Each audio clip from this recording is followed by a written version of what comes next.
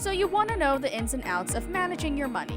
Well, lucky for you, you're just in time for another episode of Master Your Finances with certified financial planner professional Kurtis Baker. Kurt and his panel of experts are here for you and will cover topics from a legal and personal standpoint. They'll discuss tax efficiency, liability, owning, managing, and saving your money, and more. Master Your Finances is underwritten in part by Certified Wealth Management and Investment and Rider University. Rider offers continuing studies programs for adults who need flexibility. Want to add new skills to your resume? Take a continuing studies course at Rider University. Now, let's learn how we can better change our habits with Kurtis Baker. Do you want to know why now is a great time to schedule a private consultation about the latest solar energy benefits? Do you want to learn about the current state of solar energy in New Jersey?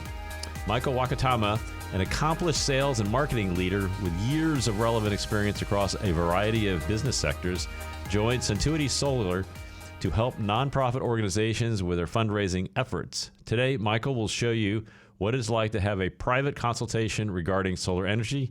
He will ensure you that you'll have access to the most up-to-date information about New Jersey's solar energy state. Michael, thanks for coming on today. I mean, this is something that's been going on, I guess, for quite a while. I remember in the 70s, my dad and I talking about how we put Reflecto shield on our windows as part of a way to improve solar. We talked about solar energy down in Florida. I lived in Florida. Yeah. I mean, this thing's been going on for forever. Solar energy's been out there, but now, I mean, we've had several iterations, and I think we're getting to this point now where this is really pretty much mainstream, right? So we're just seeing this is. I think we're hitting that tipping point, so to speak, and you're actually part of that whole revolution where finally, after all these decades, it looks like we're really on that cusp of it all making a lot of sense, right? So yeah. No, I'll tell you what. Thank you, Kurt, for having me on your show. I really appreciate it. Solar's been around for a really long time, or solar energy production, if you will.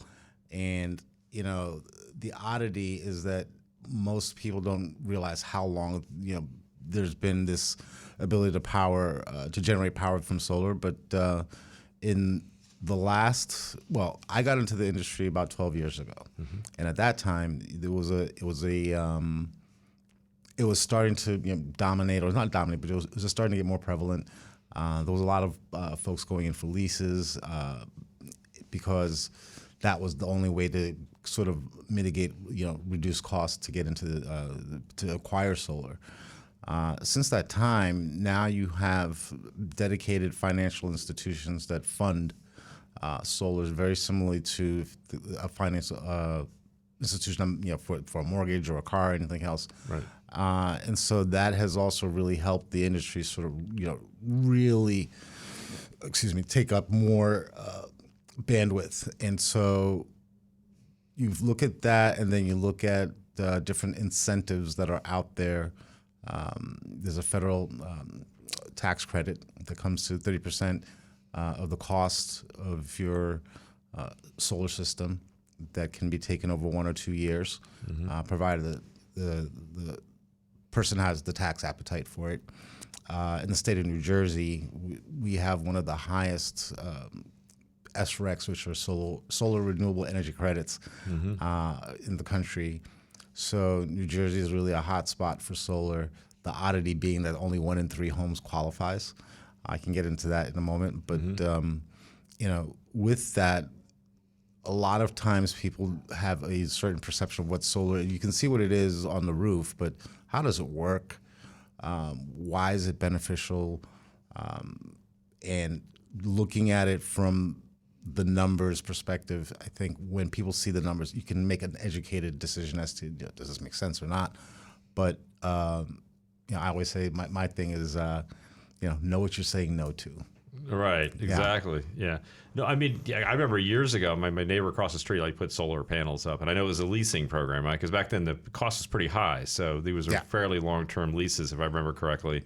But you did the net, and I think his energy bill went from $300-400 a month down to $20 or something. It was sort of some really low number. Yeah, it was. He was very happy about it. I remember that. Oh, I'm sure he was. Yeah, I mean the leasing portion, the reason why it was again sort of the way to go was because unless you had cash to finance this or got a cash loan from your bank. There was, like I said, there wasn't a financial mechanism through the banking industry to finance these solar projects. Right. But now, so leasing was very dominant, and usually with the lease, someone's saving between 30-40% off their bill. Right. But the solar company takes the energy credits and the tax incentive. Right. So you sign those off. But now, it's a different landscape totally. So. Okay, so now it sounds to me like what you're telling me is the leases are not the prominent way this is done now. No, more or less people take loans out and buy the panels themselves, buy the whole project themselves. Is that usually? I'm sure the cost point has been coming down over the years, right? It has been. So the cost of obviously as the increased production of panels and inverters and all the equipment, the cost does come down from when I started 12 years ago. But again, the thing is that you have a opportunity now to own the panels. We always did, but to own the panels, own your tax credit, and own the SRECs, which are eligible for 15 years in New Jersey. So in a lot of cases, people are cash flow positive, somewhere in the 5 to 7 year range, depending on what the production is. I just did a system for somebody. This was a commercial system, but I showed her positive cash flow in 7 years, and then over the next 20 years, she's now in a net swing of actually making money because she has that much production. So again, and it's always different for everybody because there's how does it work and everything else. Where are you placed? What's your roof angle? Is there shade? Is there a variety of different things? So no two systems are going to be exactly the same, more than likely. And on top of which, it's really important to have a sit-down consultation, not just a one sit. I believe that in my philosophy is this: I will sit down with the customer and basically just go over their bill.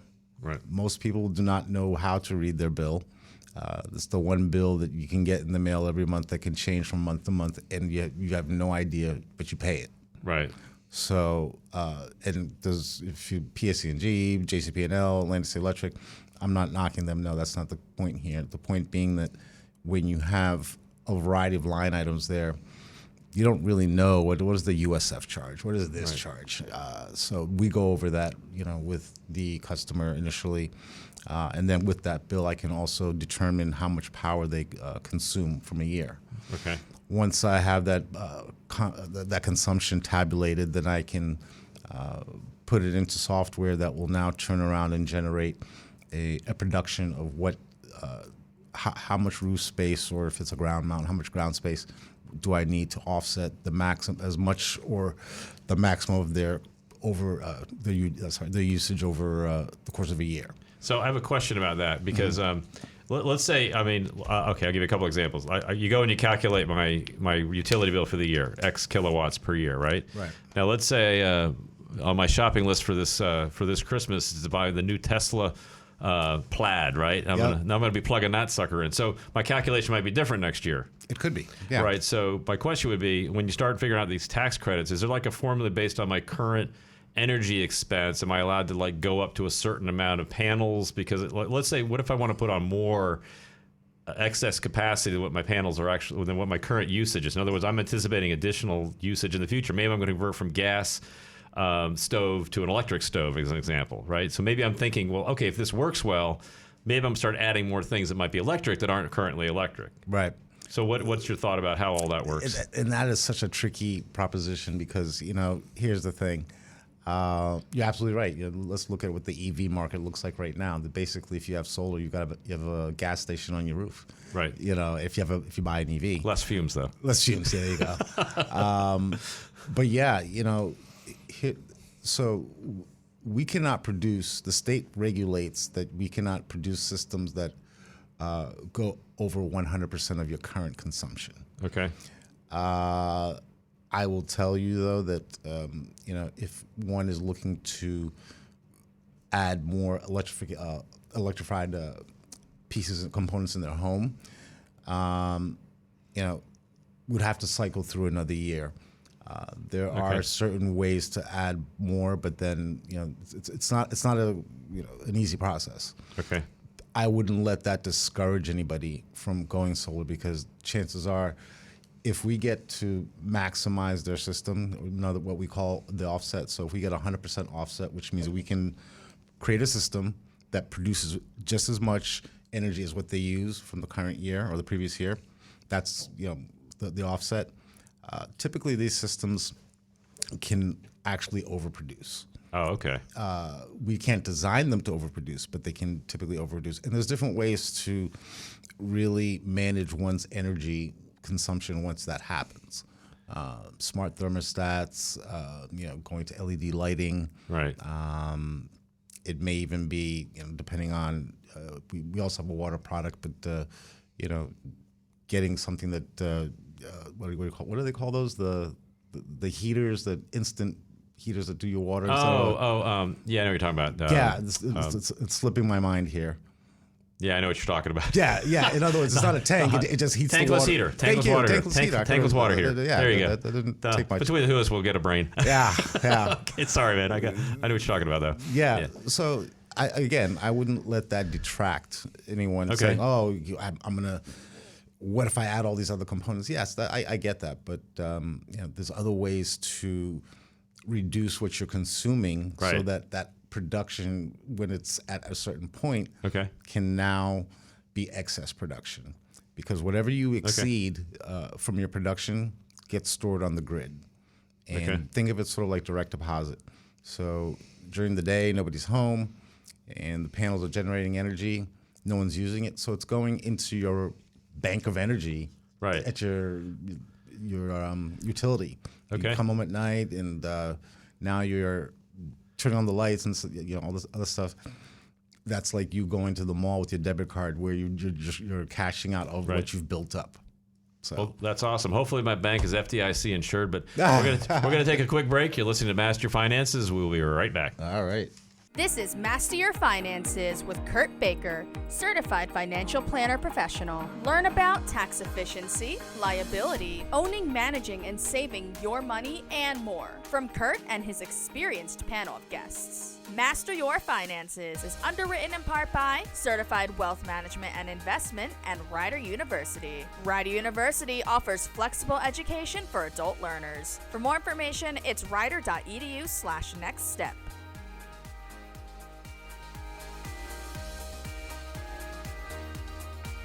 Welcome back. You're listening to Master Your Finance. I'm here with Michael Wakatama, and we're talking solar energy. And before we left the break, you were talking about how you're a lot of times you build the system for 100% capacity, which is what you're allowed to do by regulation. But in some cases, that'll actually overproduce once you go into production, because you might start changing things in your house, like maybe going to LED lighting, doing other things to kind of reduce the cost. And so you may actually get more energy than you think. But if you think you're going to have an extreme jump up, then what you want to do is tell your kids, leave their stereo on all day and all night. Burn as much energy you can in 2023, because in 2024, man, we're gonna buy that new EV. Leave all the lights on and run the air conditioner with the windows open and build up. You're gonna pay this year, but next year we're gonna save a lot of money. So basically, they're looking at that past year usage to be clear about it. So they're gonna take, I guess, is the last 12 months. Yes. So it's not a rotating year. What do you call it? Floating year, right? So So you go ahead and just take the last 12 months, figure out what that is, and then you move forward. So if you think you're going to really do some conversions, maybe try to do the conversions ahead of time. That way you get the max credit. And then, so let's say I'm going to build my own house, right? Let's say it's a brand new house. Yep. And I guess two scenarios. One, what if I am going to connect to the grid? That's one scenario. What another scenario is, I'm going to build it up in the middle of nowhere, and I don't want to be connected to anybody for some reason. I'm not sure if that's even possible in New Jersey, but let's assume it was. I don't know if that's not possible in New Jersey. We'll miss that one. But I was just curious about if it's. I don't know what my usage is. Yeah. Is that something that would qualify to set it up? Because I know now they talk about wanting to set houses up to be designed to take on solar. I know. I think California makes you do that now, right? You have to set it up to be solar ready, I guess, as they call it, right? Yep. I would think that's kind of smart. If you're building a house now, you might want to put the infrastructure in place. Even if you don't want to do solar right this minute, you at least want to be ready so you don't have to go retrofitting your house later on, I would assume. To me, it just makes common sense. It's going to be cheap while you're building it, whereas later it might be a little bit more expensive. So what are kind of your thoughts about all that? So to answer your first question, as far as if it's a new home, new construction, and I think you know this too, that I'm also a real estate agent, so Right. I know a little bit about all that. But so we can do what's called, use a tool called a load calculator. Okay. And what the load calculator does is it creates, but it's tedious, but it works. I have to count how many fixtures in the house. I have to count dishwasher, refrigerator, microwave, how many outlets, and so every time you put that unit into the load calculator, it creates an estimation of what that consumption might look like. Okay. I actually can do. What's crazy is that with the load calculator, it typically builds out a bigger system than what the customers end up using. Okay. If I put in 3 outlets on a wall, it doesn't necessarily use all 3 outlets, right? Right. Yeah. But then again, if you have one outlet that has a power strip and everyone's That's charging true. stations. That's true. That's true. But what I like about the load calculator scenario is that, again, more than likely it's going to create more energy. Sorry, it's going to show more consumption, which allows me to build a bigger system. Okay. If the capacity is there. So keep in mind that, rooftop capacity, you can only place, you're only supposed to place solar on south-facing roofs. You can do an east-west. You can't, doing north-facing roofs doesn't make sense because the sun does not, that's not in the, we're in the northern hemisphere. Right. So, there's certain homes sometimes that people want them on the back of the house versus the front of the house. Right. So you have to factor all of that in. But I did a house for somebody in Vineland. And I mean, even though Vineland was a challenge because they are their own utility company and they do things very differently, I was able to do a load calculator. And the gentleman just moved into the house. And the max fit on that house was, even with his roof, and he had a detached garage, 17,000 kilowatt hours, which basically was covering for him, his wife, the 2 kids, the foster kids. I mean, it's got a big place. And a 17,000 kilowatt system, that is pretty large. You're producing a lot. Right. Yeah. So what happens too is that with excess production at the end of a year, the power company, if you produced more than you consumed, they would true you up with either a credit to your bill, because you're still going to get a bill. You're still going to get for delivery charges. Okay. But I kind of figured like this: I'd rather have money coming my way if it's smaller, because they don't give you it's not the same dollar for dollar back and forth. They give it back to you at the wholesale rate. Oh, okay. So now you're a wholesaler, right? yeah, Buy retail, sell wholesale. You buy retail. You buy retail, consume, and then whatever you don't use, you sell it back wholesale. Okay. Yeah. All right. So not 100% level field, but better than zero, right? Of course. Right? Yeah. But okay, so you build out that system. So what? Cause into this, so now you're selling it back to the utility company. Now, what if I had like a power wall, like a battery backup system in the house? How does that integrate into this system now? Because obviously part of that reason is, let's say everything goes down, that the sun's not shining, and the utility company went out of business because a hurricane just rolled through, right? Yeah. How does that incorporate into this? I mean, is the power actually going back to the utility company? Because it's probably going into my reserve, right? Into my bank of batteries, right? So the system shuts down typically if there's a problem with the grid. Okay. And grid problems are, blackouts and such. If you have a power wall, there's energy that's consumed there, but the power wall, depending on how it's set up, it also depends on what your main service panel looks like, but it can only, in certain cases, kind of like a generator, only be attached to, a couple of circuits on the board. Right. Okay. And even then, it's a bit of a tricky, scenario, because what if you're producing more and the battery can't take anymore? Where else is the energy going? Right, then that goes to the utility, right? But if the grid is down, if it's down, yeah. So that's a good question. Where does it go then? I would say to you like this. I think there's a lot of folks that if you're in a trouble zone or something like that, I would consult them one-on-one because it's a little more detailed than a generic. So it's all specific. I gotcha. Yeah, I'd want to see their main service panel and sort of see how that's set up because it's not going to be the same for everybody. Okay. Yeah. But there are ways to manage it apparently. So, yes, there are. Right. Yeah, Okay. absolutely. So if you're let's say the power system's up, so what'll happen is I'm charging my battery backup system first, I'm assuming. Yep. And then the excess from that would go to the grid. Yes. And if I still have excess, then that would come back to me at the end of the year in the form of a wholesale credit number that would help offset the delivery charges they're still charging me, right? Yes. To basically be connected to the grid. Right, and the delivery charge at that point when you have your own energy. People will have a bill $3, $4. Like it doesn't. So it's not going to break the bank typically. Less than a latte. Well, Possibly. Depends on where you buy your latte. I guess. This is true. Yeah. So it's a nominal cost just to really be connected, which of course is nice. I mean, it's good to have the best of both worlds. Now, what if? And I don't know if this is the case in New Jersey. 'Cause I don't know. I know it's not in case. What if somebody was like off the grid in this case? We just design it off the grid without. That can be done, but the thing is that then you don't have net metering. Right. And net metering is what allows you to. That's what allows you to send power to the grid. But then, if you're not connected to your utility, then how do you get your state credits? Okay, so that's part of the state credit process. Mm-hmm. Okay, so there's really no harm if.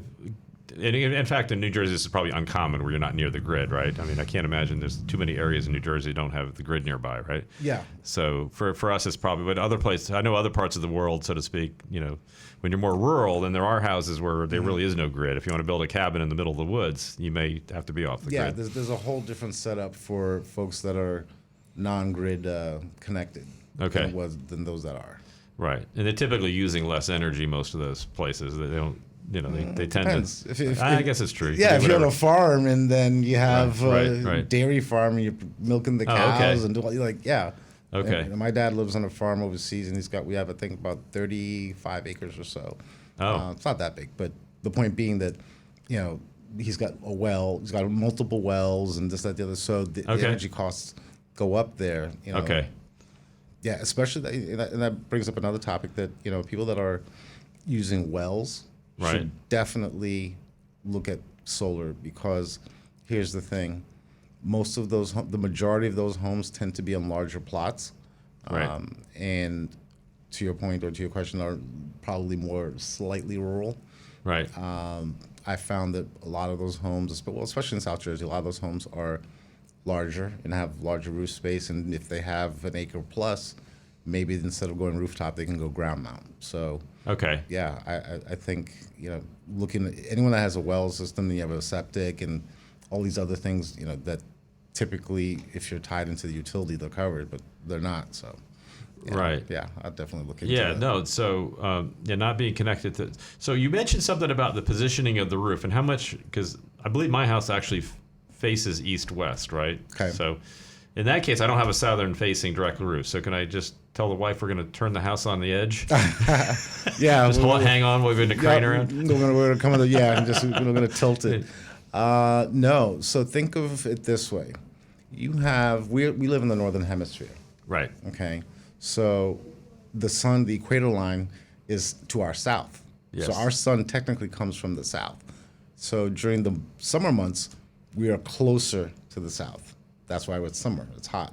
Right. In the winter months, the axis turns, and the southern hemisphere is close to the sun, and we have winter. Right. So the sun is always to generate energy. It has to have some facing capability to the south. Now, east-west is okay as well. Sunrise in the east, sets in the west. Right. Typically, the west side is the more dominant because usually the day is longer. Okay. The sun is stronger from that point. Okay. It's picking up the sun at its highest point in strong, whereas on the east side, you have to wait for sunrise, and if it was a cold day, there may be frost build up. Before it melts fairly quickly. So once that is gone, then.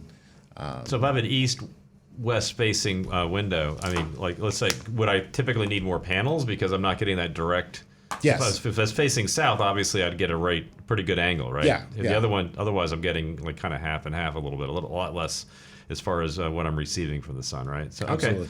yeah. So there's some pros and cons to everything, obviously, right? And that's why I say it's never the same for everybody. Right. But to have that consultation is really key, because for myself at least, I will show exactly how it's going to look, Right. What makes sense, and quite frankly, I'm also tell customers if it doesn't make sense. Right. So, awesome. Yeah. All right, we're going to take another quick break. You're listening to Master Your Finances. We'll be right back.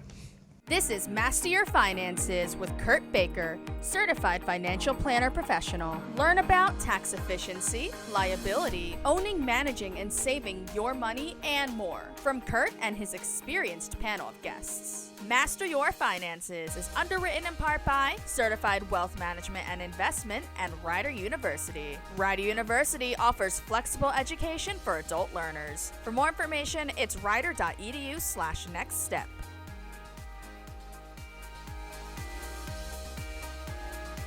Welcome back. You're listening to Master Your Finances. I am here with Michael Wakatama, and we're talking about solar energy on basically residential, and how in the past it was pretty much leasing for the most part.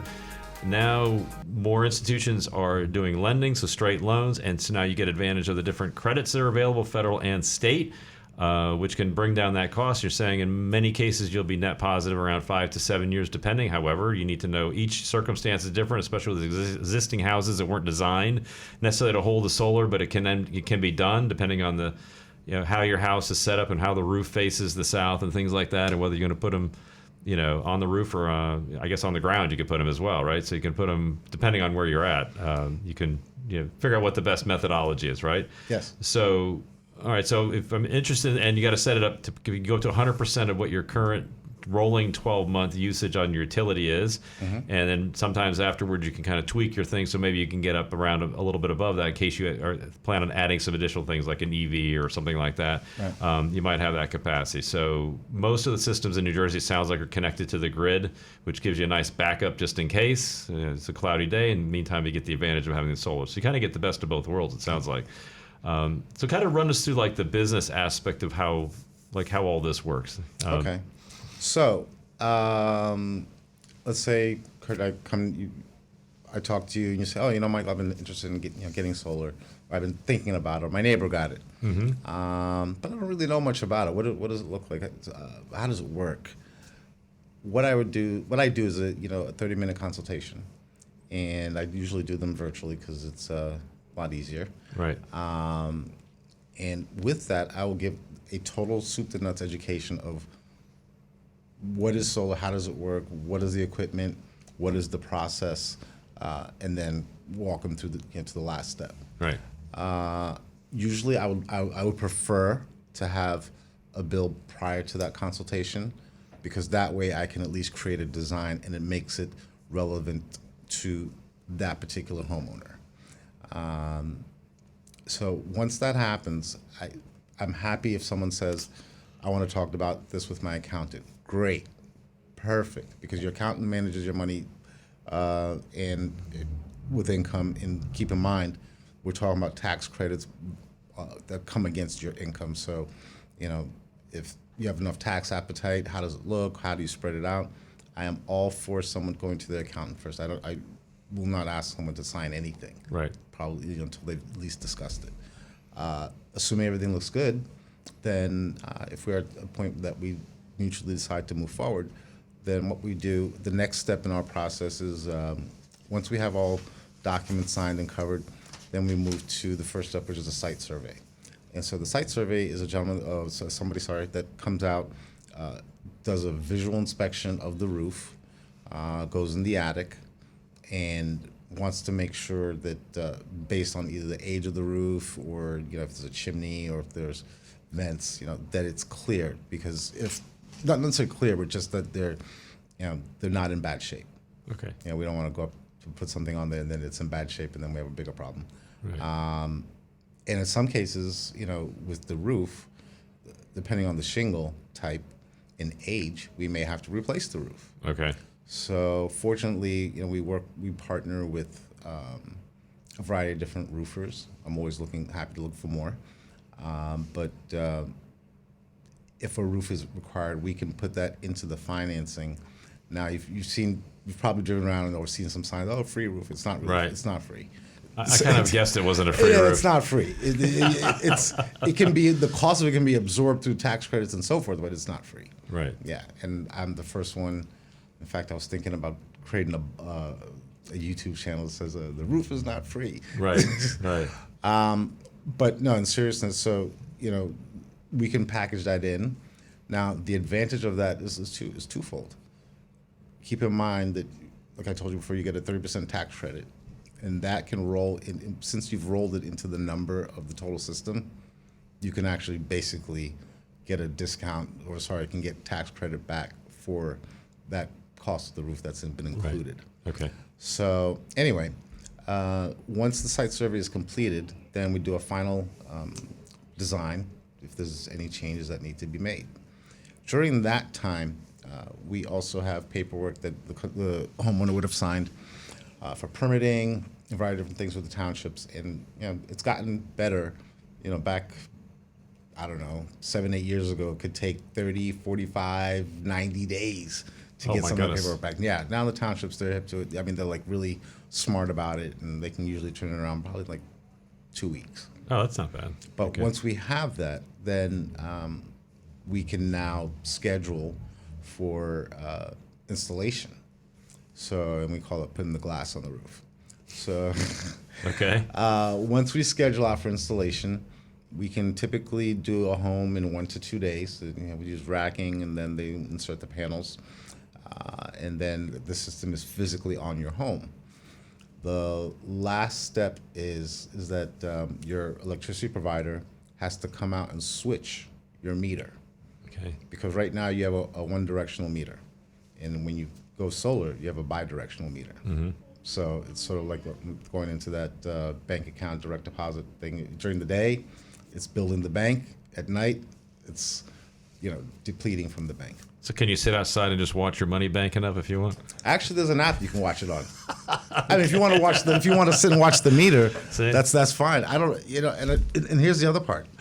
When I was thinking about this in the drive up, I'm like, people that, like I said, your electric bill varies from month to month. Right. Right. When was the last time you looked at your meter? To gauge how much electricity you use? I look at it all the time when I take the trash out, but do I actually read it? Did you read it? Probably Yeah. not. Well, I thought of it because as I was driving up, I'm saying, okay, I was just looking at my gas tank. I was like, oh, okay, I have enough to get to Princeton and get back and everything else. Right. But we know that with our consumption of fuel, we know that with consumption of food, we know that with a variety of different things. But do you really know what your electric bill the number's going to be when you? No, it's always a big surprise. It's always a big surprise. Yeah. Yeah. Oh, that's how much we spent last month? Okay. No, well, yeah, and it's after the fact. So, Yeah. Because you have an app that can show you production, Right. it's tremendous because now you could actually take more control over it. Right. I look at it like online banking. Mm-hmm. At one point in time, okay, you could only go to an ATM to go get your balance, or you had a checkbook where you had to do the physical math. Right. Now I can go on an app, I can see, and those roundup cents or whatever, I can see where everything is in real time. That is what the app's going to show you in real time consumption. Yeah. Well, that's awesome, right? So you get to know exactly what's going on, right? Yeah. Okay. I mean, even so now at that point, you may be realizing, oh, wow, I'm leaving this many lights on, or, what are the other things that drain power slowly, or cable box and some other things. But whether you want to turn them on or off is your decision. But at least now you can sort of play around with it and say, okay, maybe I could do this here, do this here. Right. And I can, pennies create nickels, nickels create dimes, dimes turn into dollars. Adds up. Yeah. So yeah, there's that as well. All right. So now they put the meter in, and what happens? So after that? the meter, once the meter is put on by Bidirectional? so and that is basically what we call PT, or permission to operate. And so the electric company, I mean, they come in just to make sure that all the conduits have been run correctly, and that there's no safety hazards, any pipe sticking out in the wrong way or whatever, but that doesn't happen. Mm-hmm. And yeah, once you have the PTO and permission to operate, they switch the meter. You are now solar. Your system is now active. Okay. Yeah. Well, that's awesome. I guess one of the things, and I don't know if this is still the case, but because you're doing this inspection ahead of time, what happens if like 5-7 years from now, all of a sudden something happens to my roof, I got a leak in it? How do I manage that? Because that's the thing that used to come up all the time. I remember when solar first came out. In fact, there were some instances where people said they put the solar panels on, and like 2 weeks later it started leaking. I know that's probably not happening anymore because you do an inspection, but things do happen. Things break. Yeah. So how is that managed? Because now I have to work around that somehow, right? Because I have panels up there now. Yeah. So if that's the case, the panels can be easily removed, but to address the leak, I will say this much: having been in this industry for a while,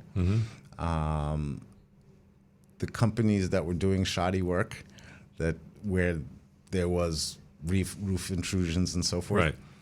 they're not around anymore. Okay, that's good to hear. Yeah, and so that's also part of the reason why you have the site survey. Okay. So because we need to go into the attic to see what the condition is, also gauge with the tiles and so forth. And anytime there's a drill that goes into the roof, there is a polymer that goes right behind it so that they're airtight. Okay. They're watertight.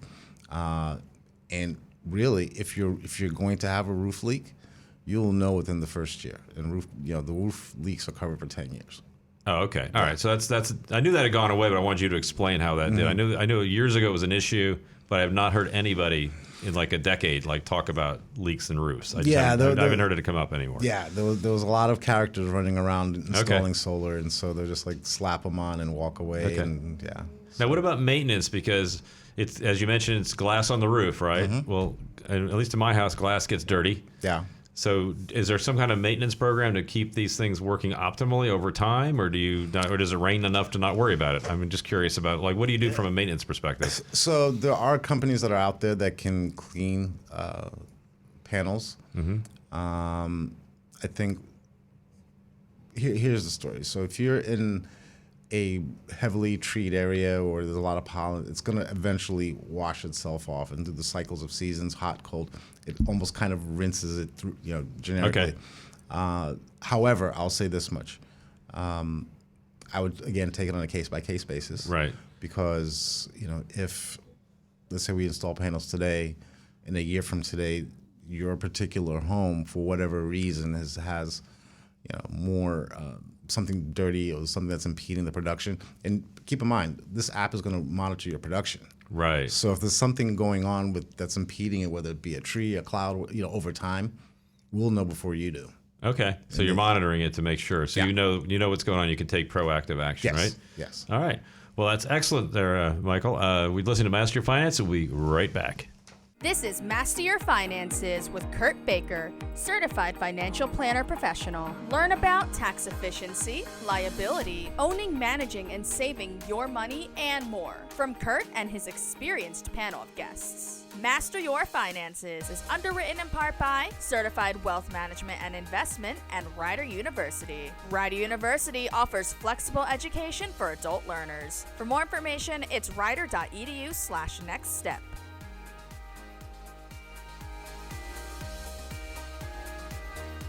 Welcome back. You're listening to Master Your Finance. I'm here with Michael Wakatama, and we're talking about solar panels. And I guess right now we just finished installing it, and now we have PTO, or permission to operate, which means now you got that bidirectional meter working, and I'm getting my credits. And it sounds like things have come a long way. I know some of the issues that I remember early on is potential roof leaks and things like that.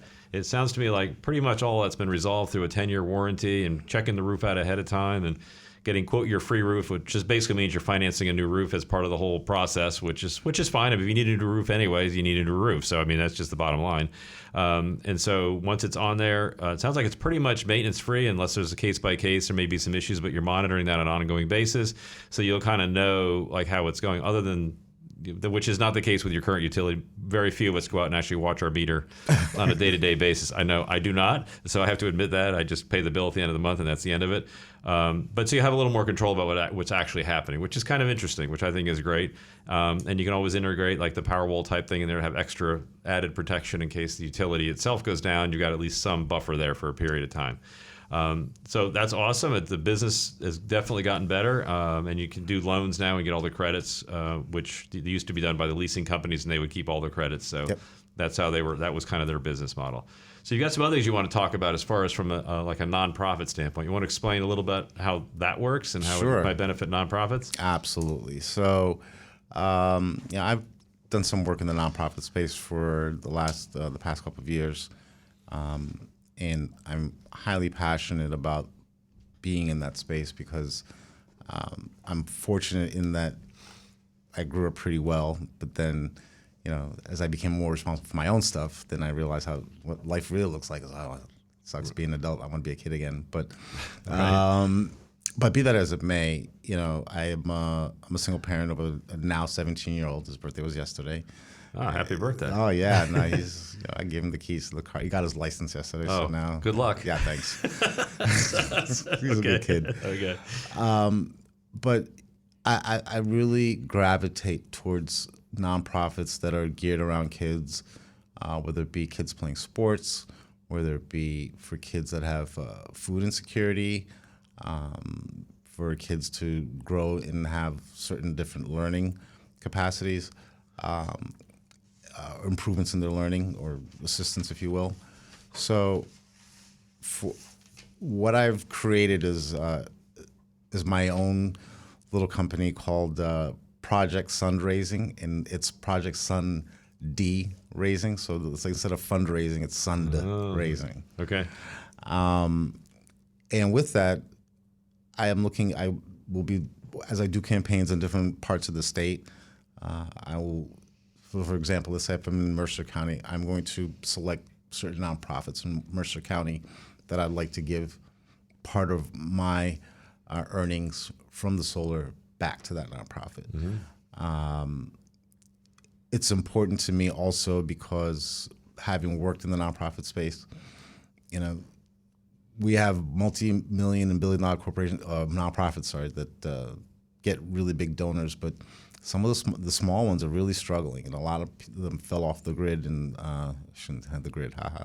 Fell off the grid during the pandemic, and I have a soft spot for that. Right. I mean, even if it's the local little league team or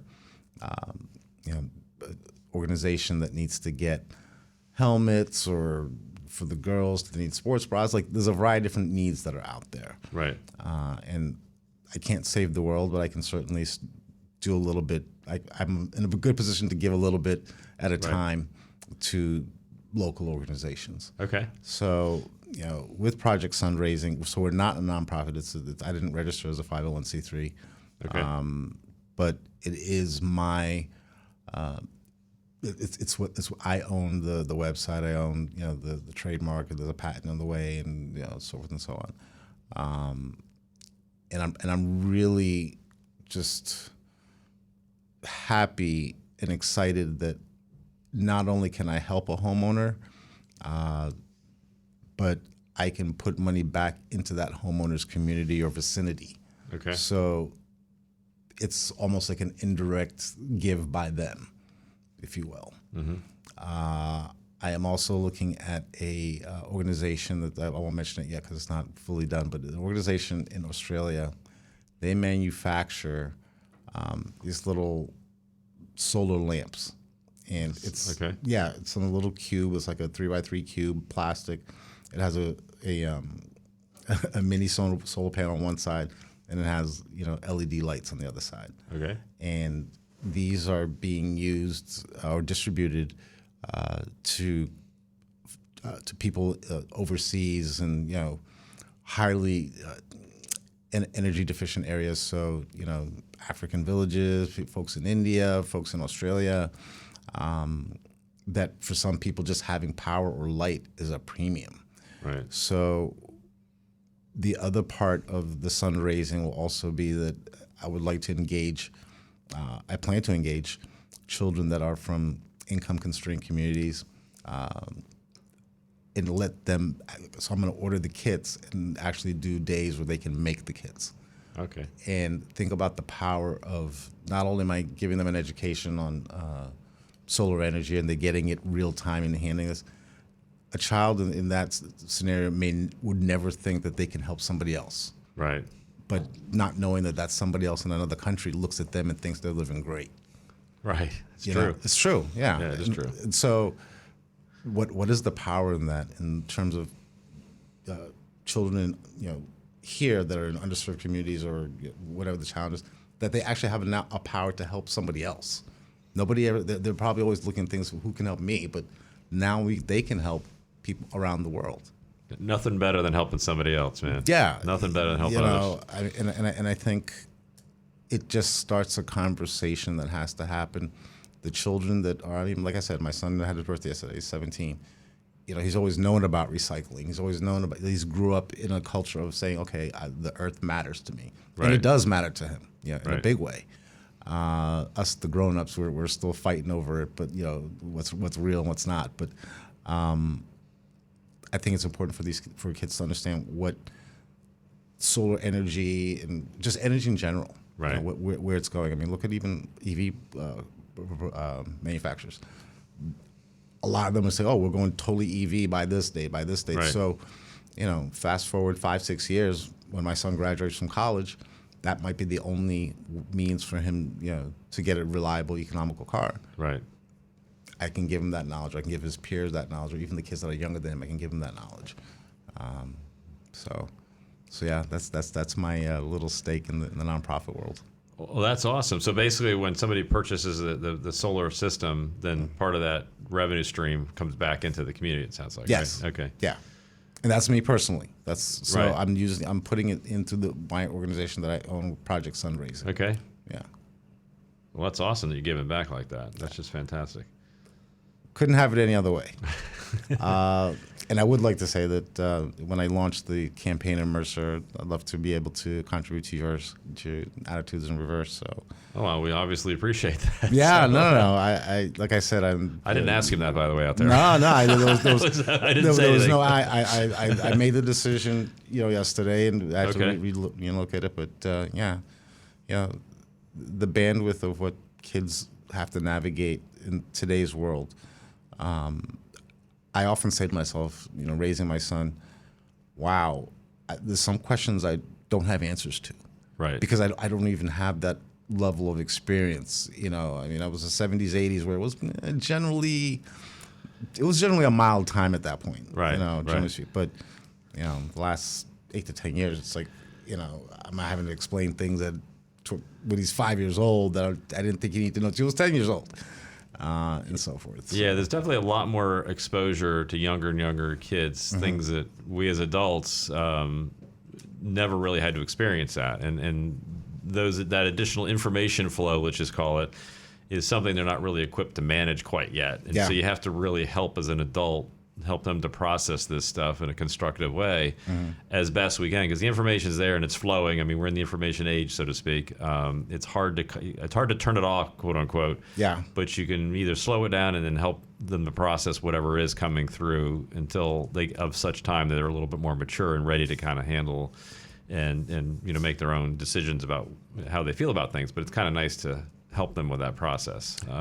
Yeah, and that's why I circle back to wanting to focus on children especially through Project Fundraising, because every child, no matter what they do, where they go, this, that, the other, they're gonna have to turn on a light switch somewhere. That is true. Yeah, Right. you may live in a mansion, you may live in a shack. You still have to turn the lights on. Right. And I want to be able to give everybody, obviously the adults who are homeowners, down to the children that are going to be the future of cars and everything else. Yeah. There's a whole lot of information there, and my goal, bigger than just selling solar systems, Right. is really to provide education. If somebody says, "I like the information you gave me, Michael, but I'm not interested," I'm fine with that. Right. I don't push a pen over the edge and say, I don't. I call that the Luca Brasi close. Okay. But I have nothing like that. I mean, I really think that I want individuals to understand how it works. But I also share that, hey, I also share that I'm working with X amount of nonprofits, and Right. and I think that separates me from a lot of folks, because at the end of the day, we're happy to do business with people here and there, but do you give back? Right. Are you engaged in community? And I really, really believe in that. So I'm personally investing into it. Well, we definitely appreciate any final words. We're about to run out of time, but Michael, we appreciate having you on. You want anything else to wrap up here today? Not really. Kurt, Okay. thank you so much. And I've been talking about this for a while. Yeah. And what's odd is that you're like, wait, you're in this business, you're in that business. Most people, I say I have a portfolio career. Right. Okay. But I'm excited about what I'm working on, and within the Princeton area, the state of New Jersey, I can service clients all Right. over. But if you want to find me, you can look for projectfundraising.com. Okay. I'm going to turn on the site on Sunday when Okay. whenever this airs. So Okay. yeah.